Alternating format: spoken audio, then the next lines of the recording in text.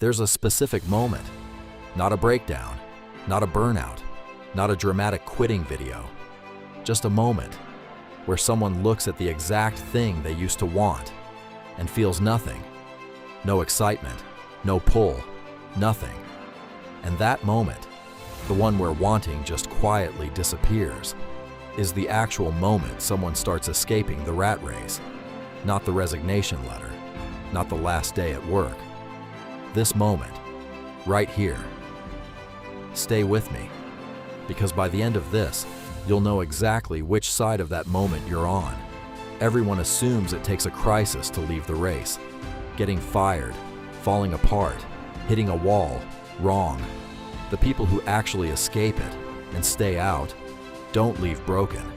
They leave because something inside them stopped responding. And that's a very different story. Your brain was never built to simply reward success. It rewards the chase. New title, new raise, new congratulations, a small hit of dopamine, then reset. And then, you need the next one. That's the treadmill, the rat race itself, running inside your own head. It's not weakness, it's wiring. But here's the part that changes everything. For some people, that wiring quietly breaks. And I mean quietly. No warning, no dramatic moment. You'll see exactly how, in a second. The promotion comes, nothing happens, the bonus hits, and it doesn't feel like anything. Not because you're ungrateful, something has simply changed. The brain stopped tagging that reward as a reward. And once that switch flips, you can't just force it back on. You start seeing the entire race differently. The question is, has that switch already flipped for you? Keep listening, because the next part tells you how to check.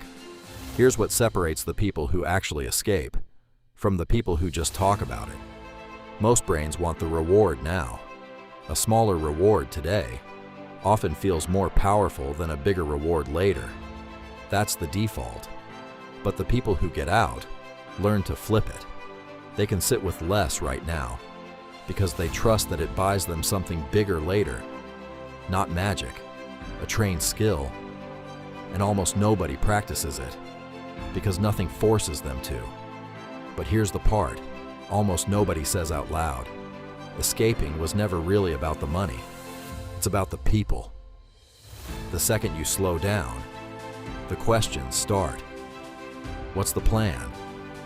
Isn't that risky? Are you sure? And for most people, that alone is enough to stop them.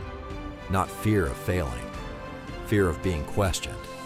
The people who actually get out become comfortable being misunderstood. For a while. Can you? That's the real test, not the money. That. Now here's where it gets uncomfortable. Two people can look identical from the outside. Both are slowing down. Both are saying, I just want peace.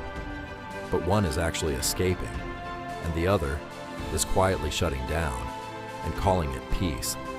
The first one still wants things, just different things.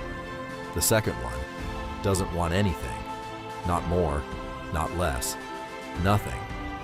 That's not an escape. That's exhaustion, wearing peace like a disguise. So answer this honestly, right now. If you stepped back from everything today, would you feel curious about what's next? Or would you feel numb? Curious means you're actually moving towards something different. Numb means something deeper needs attention first. There's no wrong answer, just an honest one. The people who quietly escape the rat race were never giving up. Their definition of enough simply caught up to what they already had. And if you felt that shift in yourself, even slightly, type enough below. Because escaping the rat race was never about winning it. It was realizing the race was never yours to run in the first place.